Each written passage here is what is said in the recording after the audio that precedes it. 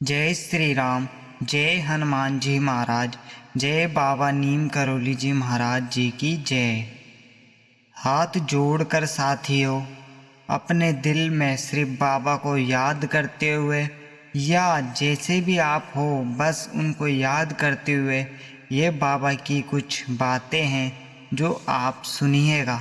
मेरे बच्चों, आज मैं आप सबको बताना चाहता हूँ कि आप अपने मन को शांत करने के लिए और अपने आप को हमेशा खुश रखने के लिए किन चीज़ों की आपको आवश्यकता होती है, क्योंकि हर चीज़, हर खुशी पैसे से नहीं मिलती।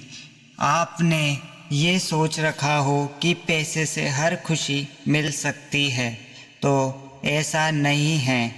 जिसके पास लाखों करोड़ों रुपया खूब पैसा है वह भी खुश नहीं है।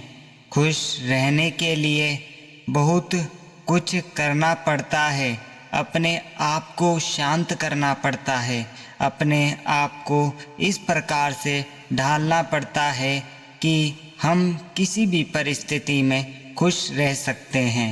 लेकिन इंसानी जीवन में ये सब करना इतना आसान नहीं होता है, क्योंकि ये सब करने के लिए हमें शुरू से ही इस प्रकार का ज्ञान प्रदान हो, तब जाके हमें चाहे जहाँ वहाँ खुश रह सकते हैं और भगवान की भक्ति में भी लीन रह सकते हैं।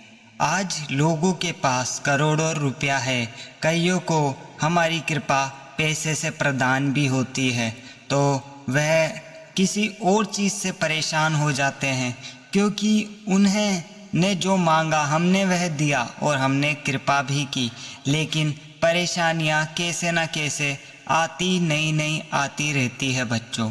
तो मैं तुम्हें यह बताना चाहता हूँ कि भगवान की भक्ति, भगवान का नाम, उनका स्मरण, उनका नाम का जाप, इससे बड़ी शांति आपको कहीं पे नहीं मिल सकती है। आप सीताराम सीताराम प्रभु का नाम लीजिए।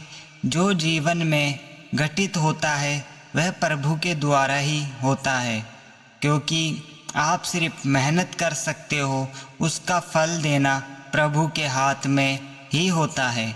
और आप देखा होगा आपने तो कईयों के पास पैसे रह के भी वह परिवार से दुखी है, तो कई अपने रिश्तों से दुखी है, क्योंकि परेशानियां कहीं से भी आ सकती है।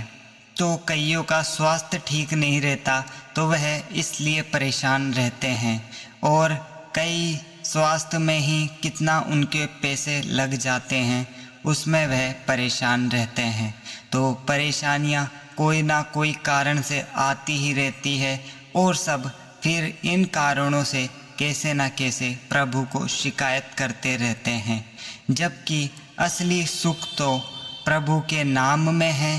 प्रभु आपको हमेशा देखते हैं, आप उनका नाम जपिए, आप उनका नाम लेते रहिए। आपको ना तो स्वास्थ्य की कोई दिक्कत आती है, ना आपको कोई और परेशानी आती है, क्योंकि असली सुख मन को शांत रखने में है। और बिल्कुल शांति प्रदान जब रहेगी तो आपको बिल्कुल चिंता नहीं रहेगी। तो चिंता नहीं रहेगी तो आपके कई रोग तो बिना चिंता के वैसे ही नष्ट हो जाएंगे। प्रभु के नाम से ही आप जैसे उनका नाम जपेंगे, श्री राम श्री राम श्री राम, तो आदि परेशानियां, आदि चिंताएं आपकी वैसे ही दूर होगी, और आप अपने काम में ध्यान लगाने में भी आप बिल्कुल तैयार हो जाएंगे, और आप अपने काम में भी अच्छा बेहतर प्रदर्शन कर सकते हैं।